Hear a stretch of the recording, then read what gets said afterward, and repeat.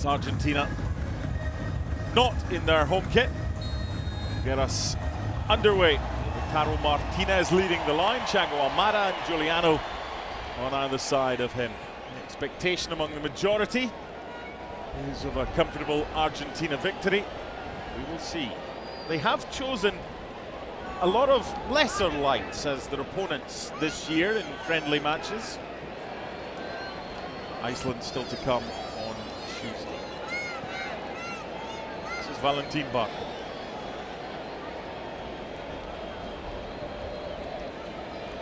Comfortable winners in the qualifying table. Argentina, and one of the favourites, defending champions. Here's Barco.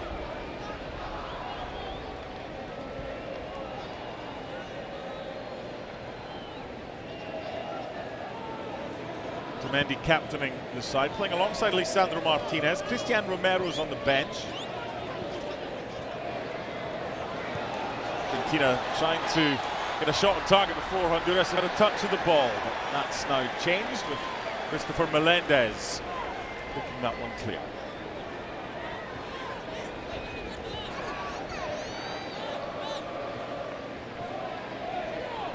Celso.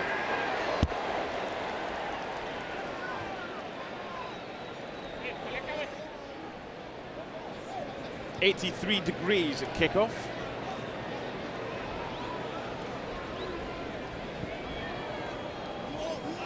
Conditions not a problem for either of these two nations.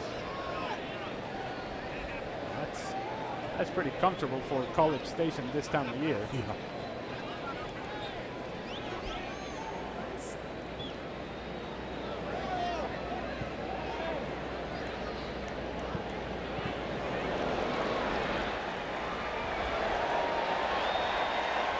There's a fair few Hondurans in attendance as well.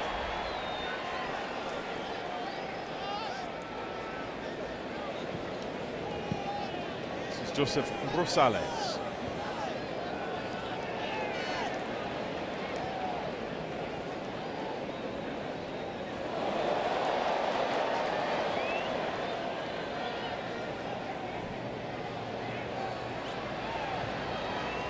One back by Honduras with Edwin Rodriguez.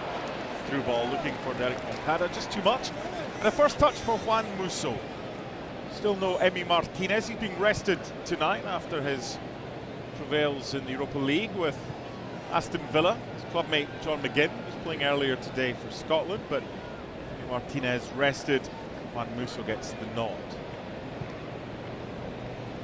That's one player, Juan Musso, who will not be starting against Algeria. It will be Emiliano Martinez. Well, indeed. There's a few subs for Argentina today who are not going to be in the squad of 26, but they might get a run out tonight.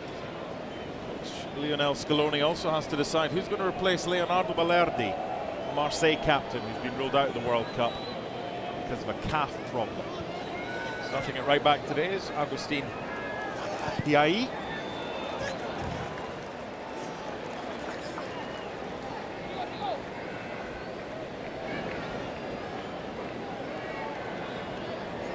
Their coach was the Spanish #1 goalkeeper in the Euros in 2000, Jose Molina. Lo Celso. Bypasses Barco. Switch by Almada. Caliafico.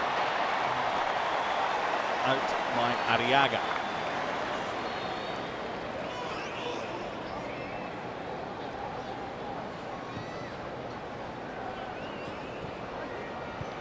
I would say the pitch is okay at best, not much better than that.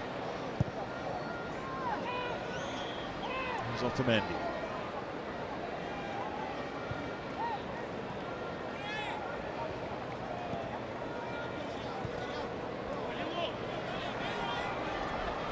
Give and go from Almada, but he didn't win it back, and Honduras have themselves defeated. We're not even 5 minutes in, and we can already tell what the dynamic of this game is going to be like. A lot of possession for Argentina. Honduras just trying to condense the space as the swinging arm of Simeone gets to the face of a Honduran player. It's going to be up to Argentina to be able to speed up that possession in order to open up spaces against Honduras. Honduras will be more than happy to just sit behind the ball, hopefully win the ball in a good area, and perhaps go on the attack in some sort of transition. As for Argentina, again, the responsibility is on them to speed it up.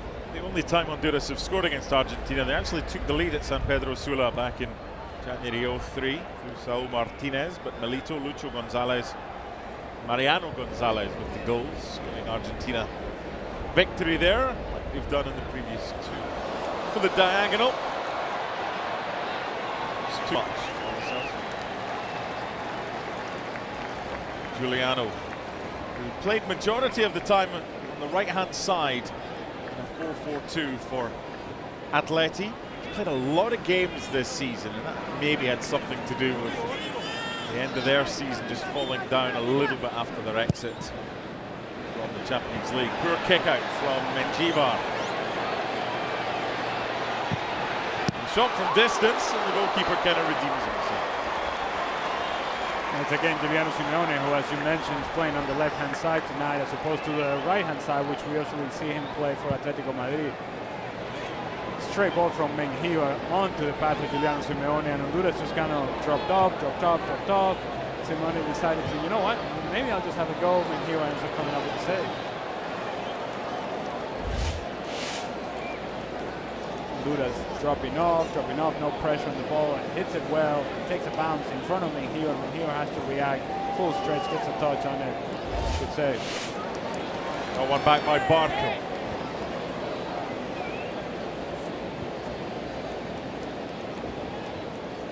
Sandro. Thread the needle there, Barco. It's more often than not on the left-hand side for Strasbourg. It is. Hey. So I'm going to guess the stadium is seeing what we're seeing. Yep. Unless Palomo is deciding to take a bow. Got that caught between his feet a little bit. Kaza.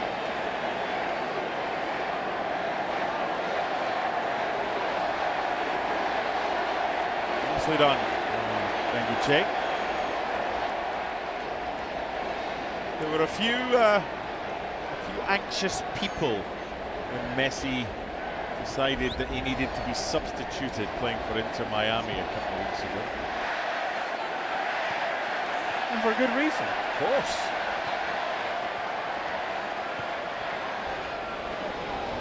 Argentina is still built around Lionel Messi.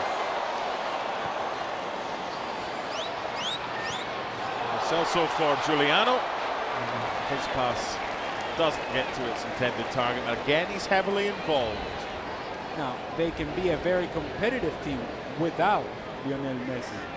But with Messi playing at his best, even at this point in his career, he can still give you that moment, the special sauce, the special moment of magic that can open something up for you in the latter stages of the competition. What you need to have from Argentina is that nucleus of players, that core group of players that works around Lionel Messi is willing and able to put that same amount of work rate that they did in Qatar. If they're able to do that, Argentina will have every opportunity to win this competition. Does he play every minute of every game? Well, if I'm an Argentina fan, I would suggest, I hope not. I hope that there are moments within a tournament that is a longer tournament because of the number of teams that are playing in this competition, that there is a chance for Lionel Messi to be able to take a few minutes off here and there. But that's going to be his decision and not so much Lionel Scaloni's decision. And I think at this point in his career, Lionel Messi does a very good job of understanding his body.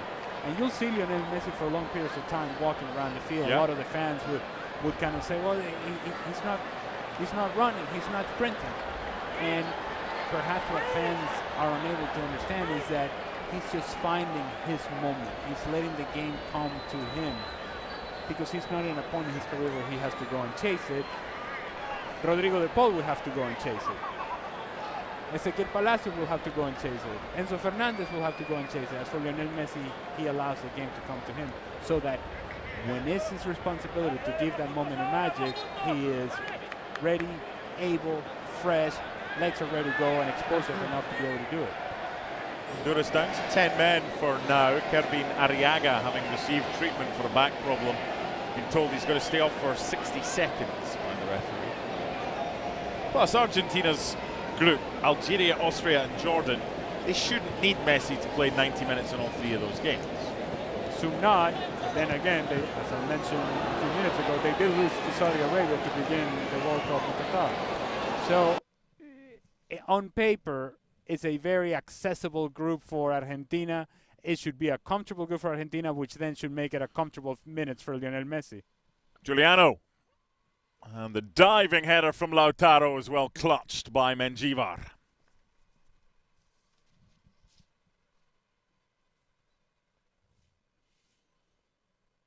It's good build-up down the left-hand side. Good driving of the ball by Palacios. Brings his defender towards him.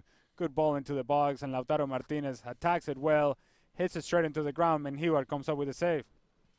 Well, one back.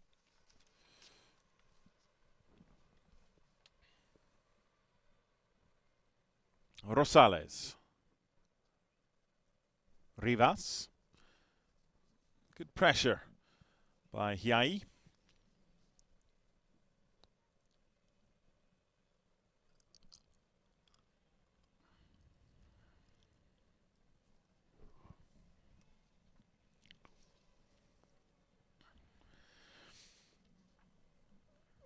Interesting point you made about Argentina losing to Saudi Arabia. Then they went on to win the World Cup. In 3 of the last 4 World Cups, the defending champions haven't even got out the group. France, the exception. They made the final in Qatar. But prior to that, Italy, defending champions from 2006, didn't get out the group in 2010. Spain, defending champions from 2010, didn't get out the group in 2014. And Germany, defending champions from 2014, didn't get out of the group in 2018. Strange things can happen. They can. However, yeah, not that group. I am comfortable in suggesting that Argentina will get out of their group in this upcoming World Cup. Yes. This is Thiago Almada. He does thread the needle. Nice turn by Lo Celso. Hiai. Good block, but Lautaro at the second attempt. It'll be a corner. It could have been a lot worse for Honduras. Again, good build-up. Lo Celso does well in getting himself turned away from pressure, understanding where the space is and where the run is coming from Agustin Hiai. And from there, it's a good cross. It's good contact initially from Lautaro Martinez, well blocked from Honduras. And then I'm thinking Lautaro Martinez is looking at the uniform Honduras and saying, yeah, that looks like our uniform. There you go, Lionel. Tap in. Oh. First corner.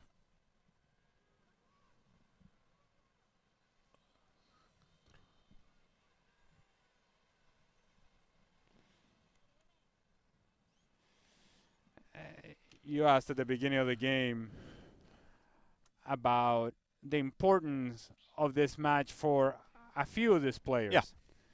And if you go back to the 2022 World Cup, say a guy like Enzo Fernandez, he wasn't starting to begin with. They lose that initial game to Saudi Arabia, and some changes needed to happen for Lionel Scaloni, and he was one of those changes. And you think back to the sort of World Cup that he had. I wonder who the equivalent of that player is in this team currently that we're watching from Argentina. Who's that guy that is going to come in and make such a difference like Enzo Fernandez did or McAllister did in that World Cup for Argentina?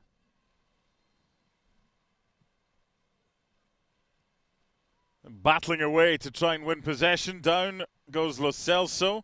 Down goes Simeone. Play on, says the referee. And Lisandro wins it back. Palacios. Moving it quicker. Moving it well. Barco. Hiai. That'll be another corner. I spoke to you about Lionel Messi. How long will he play? Hopefully we get the chance to see the young man Nico Paz. Mm-hmm. What a season he's had in Serie A with Como who'll be playing in the Champions League next season under Cesc Fabregas. Quickly taken and overhit for Nicolas Otamendi. Yeah, the problem that Nico Paz has is everybody in front of him. Lionel Messi. Yes. What a season he had. You mentioned for Como and the confidence with which he played, the creativity, productive, scoring goals, scoring big goals for Como, and just overall a source of creativity for that team in the attacking half. I'm just not sure as to how many productive minutes he will have during the World Cup if Messi is indeed playing the majority of those minutes. Good battling from Rigoberto Rivas, but he's not getting what he wanted, and that's a throw-in. Quarter of an hour gone, it's goalless, as expected. Most of the ball with Argentina, but no way through just yet beyond Mendjivar.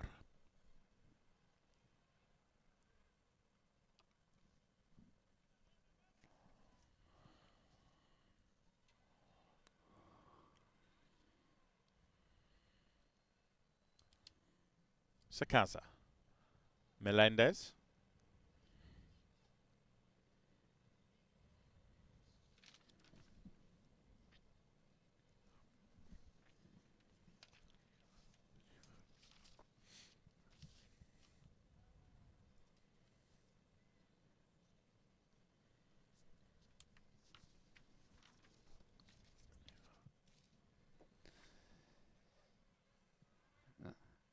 I know, and you mentioned it briefly in the open about Honduras and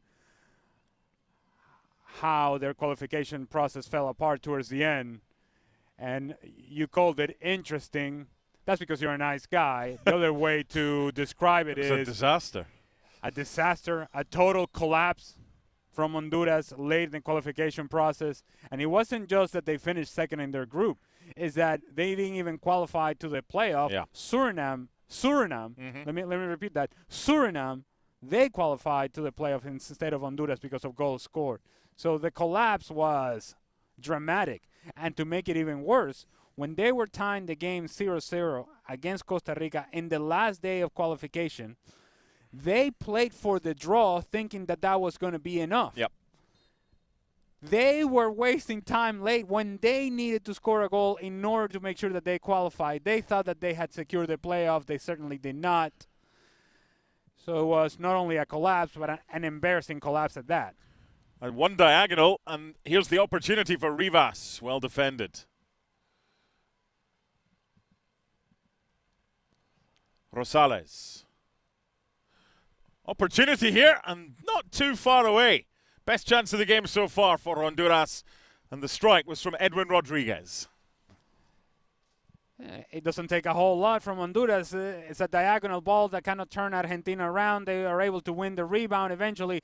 Edwin Rodriguez just jumps on it, puts his laces through the ball, just can't quite keep it down. Courtesy dive from Juan Musso. 0-0. Am I allowed to say who Suriname faced in the Intercontinental semi-final, or is it still too soon? No, you can say it. I don't know how I'm going to react to it, but you can say it. Bolivia. How did Bolivia do today against Scotland? They were thumped 4-0. Yeah, good to know. That's all our goals used up. I remember sitting in a booth with you. Can't remember what game it was, and we were talking about Venezuela being at the World Cup. Hopefully, because you started so well. And then Bolivia's victory over Brazil in the final game, very painful. Combined with Venezuela's loss against Colombia. Yes. Wide by Valentin Barco. Yeah, no, I haven't turned the page. It's a good thing that I haven't let it go yet. And here's an opportunity on the counter for Honduras. Luis Palma. That looked a good tackle by Barco. Referee agrees, saying the ball was won.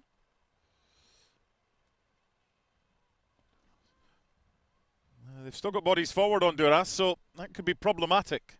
Not a good ball in for Lautaro. And away comes Moncada. And I agree with Lautaro Martinez. as Thiago Almada is driving with this ball forward and Simeone has made a run out wide, just play it out wide. And then that allows Lautaro Martinez to set up his run inside the 18-yard box, away from the defender, expecting the cross coming from Giuliano Simeone. Thiago Almada decided to go with a ball squeeze between two defenders, and this is a good tackle from Valentin Barco, gets there in time, wins the ball back.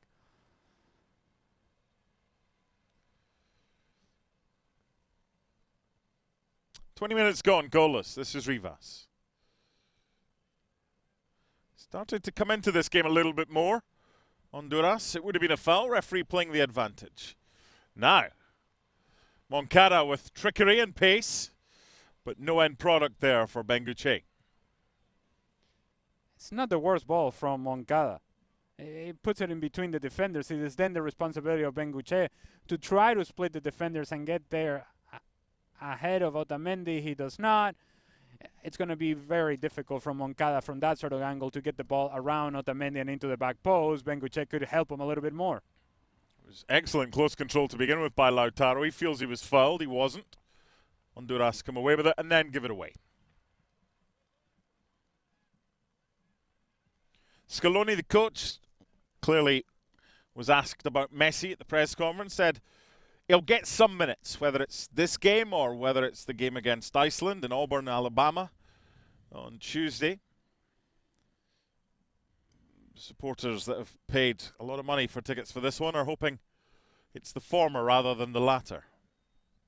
And for those that have spent a lot of money to go to the game in Auburn on Tuesday, they'll be hoping it's both. Here's Lo Celso. Tell you what, Argentina are doing the college tour. They are, right? Texas A&M, Auburn. Not bad.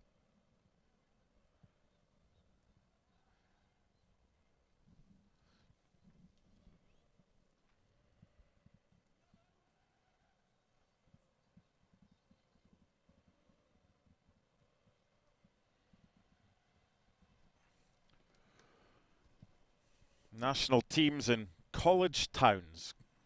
Great to see. Chattanooga as well, getting into the World Cup spirit. Oh, no. You know what it is. This cooling break is brought to you by Gatorade. No. It's hot, Ali. It's 83 degrees. These cooling breaks are going to kill my spirit during the World Cup. I'm telling you right now. What was quite funny last week, Scotland played Curaçao at Hampden. It was freezing. They had a cooling break because that's what all these Road to 26 World Cup friendlies have to have. And they will have it at the World Cup, and everybody's sort of trying to get used to it and what have you.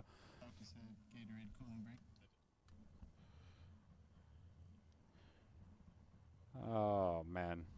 As a coach, instead of two halves, it's basically 4 quarters now. Does that change in any way your setup? I mean, I suppose this is the equivalent in basketball of a 20-second timeout, if you will, maybe. In that regard. It depends how the game is going. If you're flying and you have rhythm and you have momentum, you don't want to stop, regardless of how hot it is. If you're struggling and you're under pressure, yeah, you'll stop. You'll stop for as long as they let you stop. I don't know how much a manager can influence decisions on the field while the game is going on, so I suppose the cooling break allows you to have conversations more in more detail with the players and kind of deliver a fresh message that perhaps is different than the message that you deliver in the locker room. Yeah, it's a little easier when you've got a predetermined opportunity to deliver a message to everybody you want to, rather than, pass this note or speak to the guy on the far side, tell him I need that to happen. Plenty Hondurans, but even more Argentinians in attendance at Kyle Field in College Station. Not quite as many here as came to see the King of Country, George Strait, in the summer of 2024. 110,000 tickets. Oh, man. You mean all my exes live in Texas? Yes. Oh, man.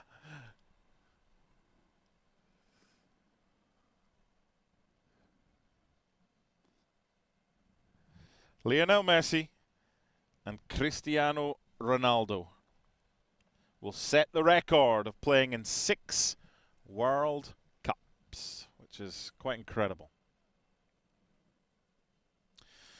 I was doing a piece for ESPN.com with Craig Gordon, one of the 3 Scotland goalkeepers, who's the oldest player in the squad. And we were talking about Ronaldo, and we worked it out.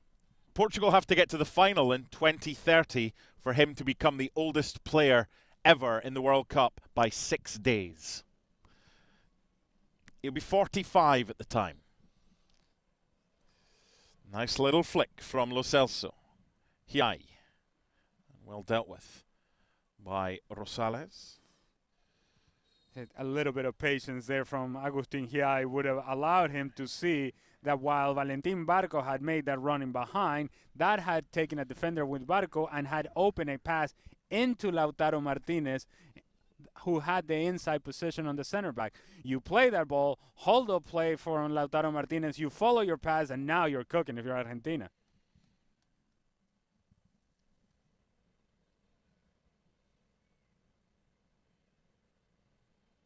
That's a foul. Remember a few months ago when there were questions because Lionel Messi refused to confirm that he would definitely be playing at this World Cup? Good to see him in the squad. There was never any doubt, though, was there? Well, no, but I would argue that after they won the World Cup in 2022, if there was a time to walk away from the national team, it would have been then. But once he started playing qualifiers and you're going to go through the struggles of qualifying and the long road that it is qualifying in South America and CONMEBOL, then the reason that he was going to put himself through that was because he was going to play in the World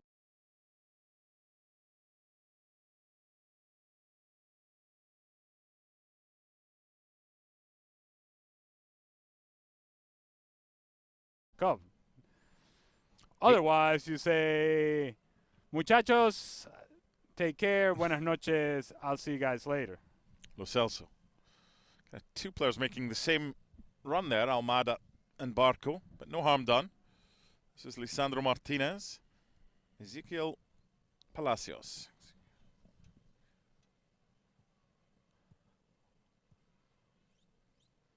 Kind of playing without that striker when Lautaro goes wide. Giuliano would come in field.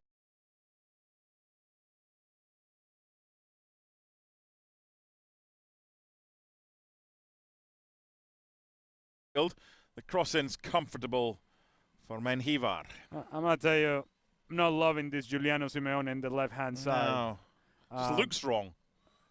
And I think for him, he's a guy that depends a lot on activity. And that activity comes natural to him down the right-hand side when he can just run back and forth. And it's in that activity that he creates chaos defensively for other teams. The likelihood is it'll be Nahuel Molina of Atletico Madrid that will start at right back. Got more action for you tomorrow on the road to 26, presented by Turkish Airlines. Morocco-Norway, 2:55 on ESPN Unlimited. I'll be joined by Rodrigo Faez for that one. Norway had probably the best team photo prior to the World Cup. Dressed up as Vikings with the longboat. I think they'll do all right at this World Cup.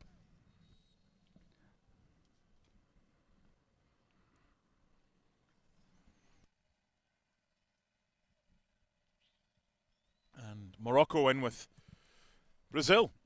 And? Haiti. And? Scotland. Ah. It's our second game. Brazil start against Morocco. It's a good one to begin with. The new world rankings are going to have Brazil in 6th and Morocco in 7th. The new world rankings are going to have Argentina at number 1, ahead of Spain and France. A lot of the ball, but looking for a little bit of inspiration. Lo Celso. Oh, somebody's got to shoot the ball, Mark. Yeah.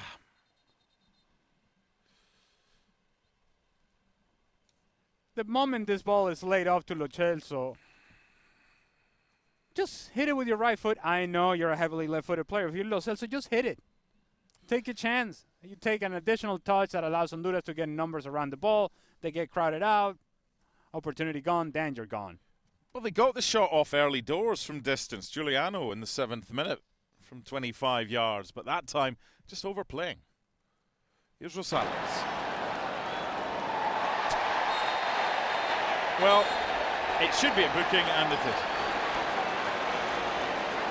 Sometimes referees in friendlies, I might just say, come on. There's no real opportunity to let that one slip. Valentin Barco just gets the wrong angle. Once he gets on the wrong side, Joseph Rosales takes a touch around him. There is no other recourse other than fouling him. He's looked lively. They just need to give him more of the ball, Derek Moncada. He's football in Colombia. He's one to watch. He's just 18 years old. He might need a little bit of treatment. I think he got the Lisandro Martinez treatment, who went with a swing and a miss on the ball, but he might have gotten quite a bit of Moncada. Barco's layoff.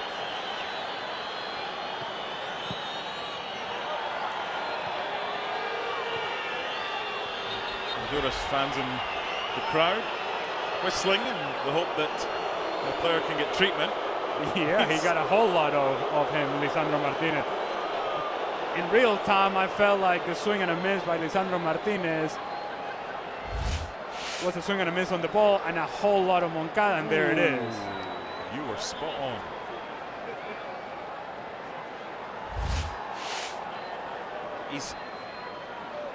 When he's ended up off the field, he's then hobbled back onto the field and gone down. He's clearly hurt. And Honduras are asking, there's a free kick. And when there's no play, the attention turns to a man who's currently sat down, Lionel Messi. And the chants emanate from the stands.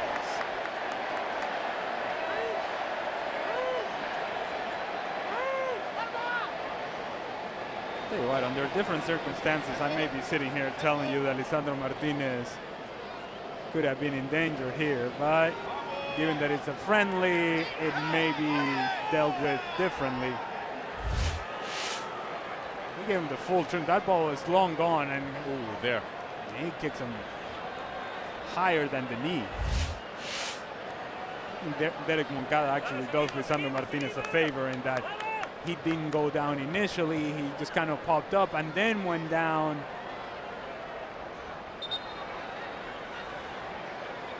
Let me just say that if he had sold that differently, maybe the referee makes a different decision.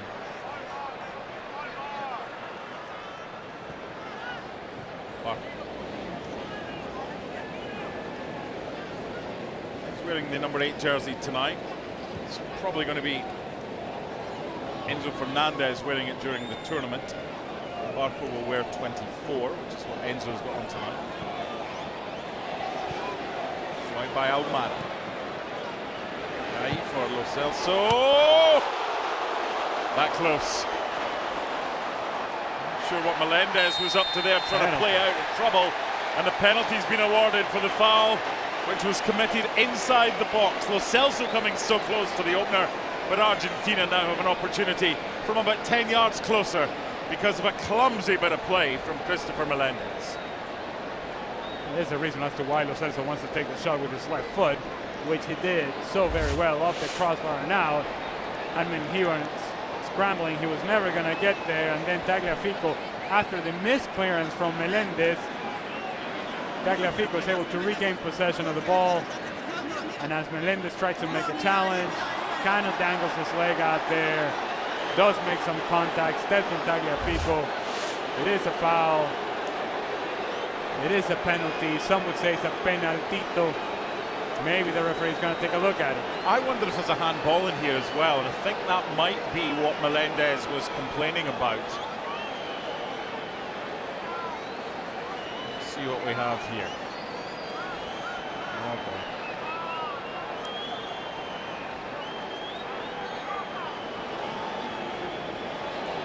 VAR's helping out with the location of the foul. If it's indeed a foul, it was inside the 18-yard box from Melendez. And you called it correctly. It was clumsy challenge, unnecessary challenge from Christopher Melendez. And it comes from his own turnover, his own failure to clear the danger.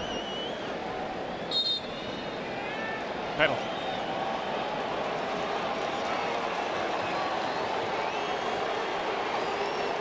"36 goals and 75 caps." Lautaro Martinez.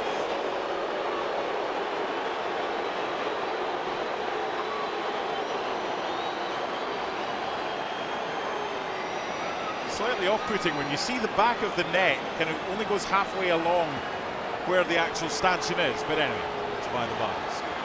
It's Lautaro Martinez against Edric Menjivar.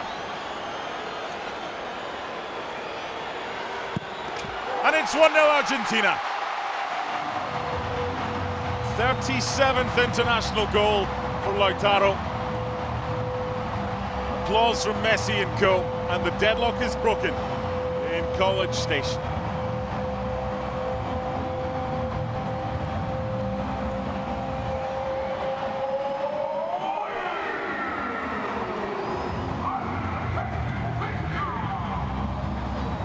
I had mentioned of the players that could really take advantage of a game like this one, it would be Lautaro Martinez.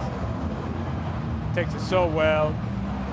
While Menjivar gets it the right way, there's a whole lot of power behind it.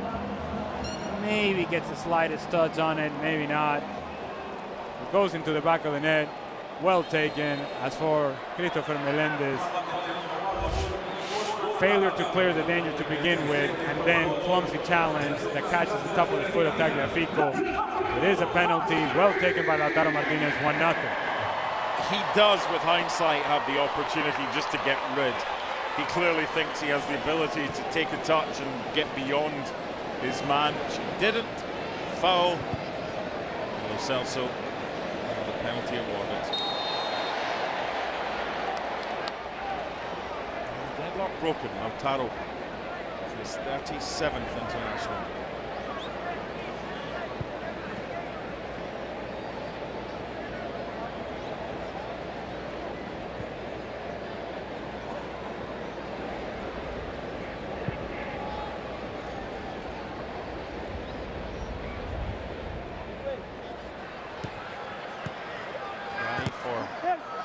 Juliano, who's back on the right-hand side now. Barco. Palacios. And Almada gets it. Maybe the coaching staff was listening to us, and then they passed on the information to Lionel Scaloni. Simeone on the left-hand side just doesn't make a whole lot of sense. They may have tried it, didn't work. Let's get him back to the right-hand side. Yeah, this is a place to try it, either this game or against Iceland. Try something a little bit different, but I doubt we'll be seeing him on the left during the World Cup.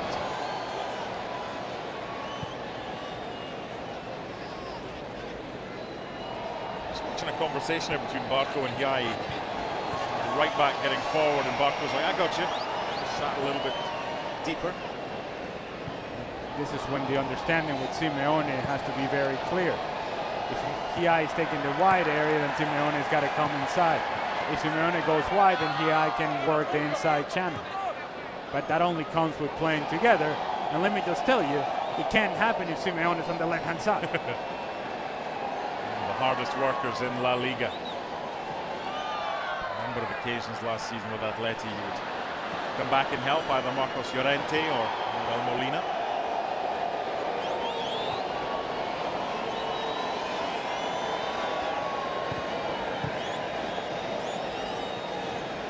Why you do all these drills, Honduras, in training, because you've got the balls, because you're defending against a team with a lot of possession. If he'd continued, he actually stopped a little bit. If he'd continued the run that Lo Celso thought he was going to make, Lautaro, then it might have been different. I think, and I'm going to go into Lautaro Martinez's head at this point. Once Lo Celso took the touch that he took, it felt like the touch was further back than what Lautaro Martinez wanted. Therefore, I believe Lautaro Martinez thought the angle was gone and there was no space for him to attack at that point. Hence why he stayed in between the two center backs looking for a different angle for to support Lo Celso and make the pass for Lo Celso easier. There's been no further video evidence of Lionel Messi on the big screen, so the noise you can hear in the background is the wave which is being attempted around Kyle Field.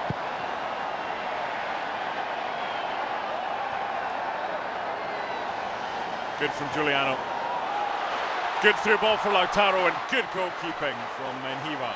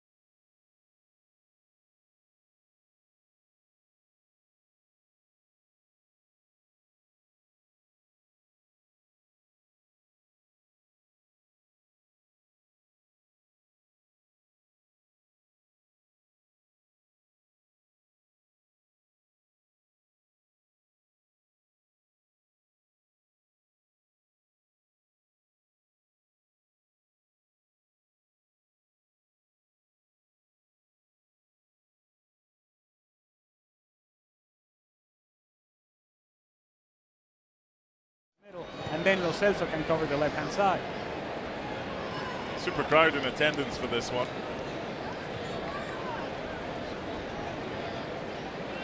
Biggest college stadiums in the United States. Capacity of 102,733.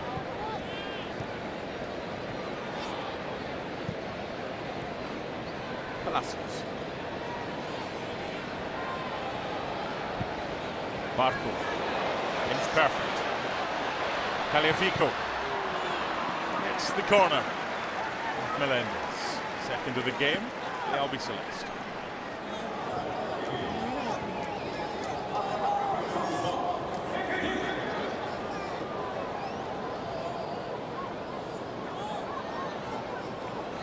Argentina in Group J at the World Cup, so they'll be one of the last teams to play their first game.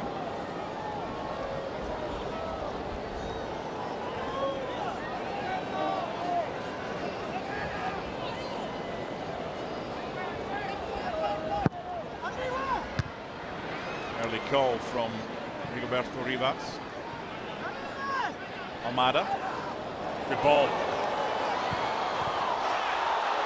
It's a nice little flick by Giuliano, but Menjivar was in the right place at the right time. Good move though. Nice piece of skill by Rosales. 4 added minutes.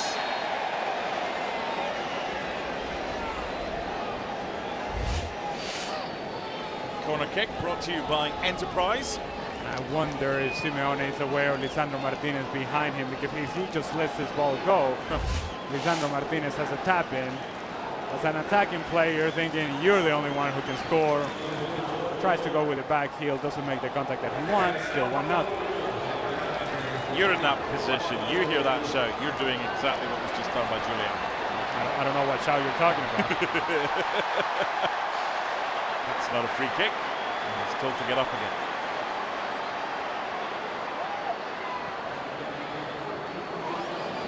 It didn't quite work out in that sequence, but that sort of run from Giuliano Simeone, it creates chaos.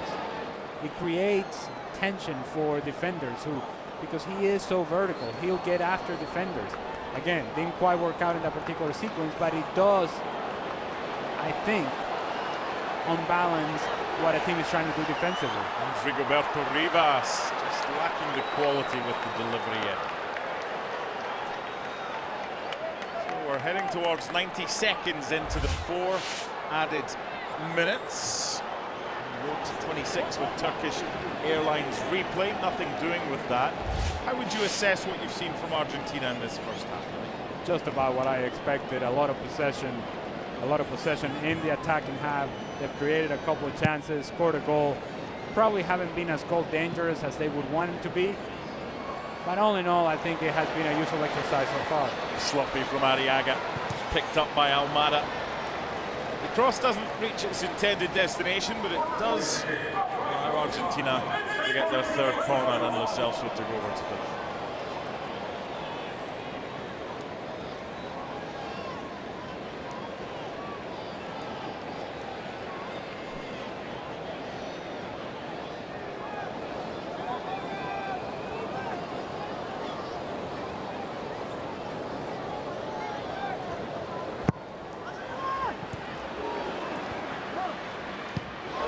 What an effort. And that took Menjivar by surprise. And Lisandro Martinez, who wanted the ball left by Giuliano a couple of minutes ago, does this. That took Lisandro Martinez by surprise. It makes no sense to try this in this sort of circumstance as he is facing completely away from goal, but the ball had dipped. It had Menjivar scrambling a bit. Good effort. It makes for something to talk about, but really it was not goal dangerous. It was audacious. Yeah, creative, athletic, productive, not so much.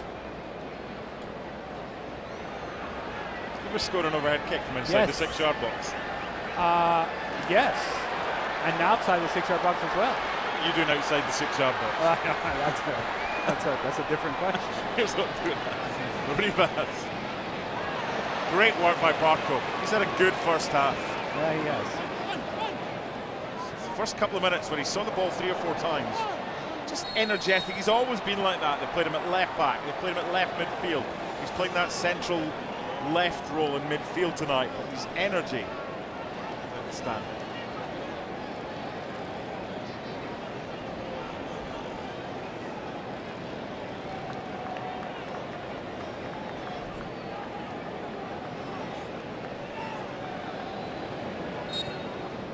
That'll do us for a first half that sees Argentina with the lead given to them from the penalty spot by Lautaro Martinez in the 37th minute. Lo Celso's effort from outside the box hit the bar. Melendez with the foul, trying to clear it.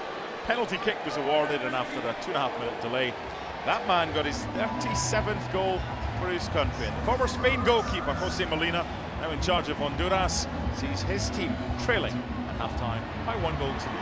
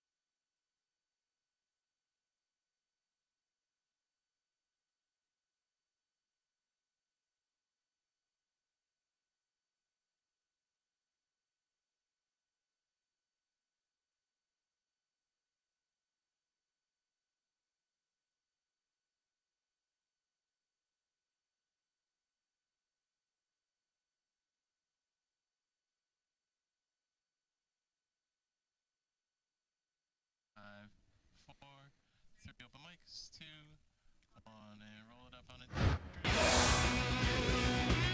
First half highlights. Argentina against Honduras from Kyle Field in College Station, Texas. In the 11th minute, Juliano would set up Lautaro. It's a comfortable save, but that was when Juliano was playing on the left. That's good build down the left-hand side. Starts with Ezequiel Palacios driving with the ball. Eventually gets the ball to Simeone. Good header from Lautaro Martinez. Comfortable save from Mejia. It wasn't the worst effort in the world by Edwin Rodriguez. It was just a little reminder to Argentina. Comes off a broken play. Rebound falls to Edwin Rodriguez. Ball is always rising. Juan Musso made it more interesting with the dive. Didn't really need to do that. Still 0-0. Okay, here is the strike that hits the bar, and then the foul on Taliafico by Melendez. He's got the chance to clear it, and he makes it. It's a combo package of mistakes. One, he doesn't clear it, and two, he steps on the top of the foot of Tagliafico. It's a good effort from Lo Celso. Mejia was struggling to get there. It is indeed a penalty, and Lautaro Martinez takes on the responsibility, hits it well, full stretch from Mejia, can't quite get there, 1-0.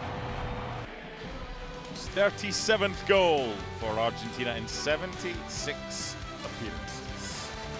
Argentina-Iceland, the Albi Celeste's College Town Tour continues from Auburn on Tuesday.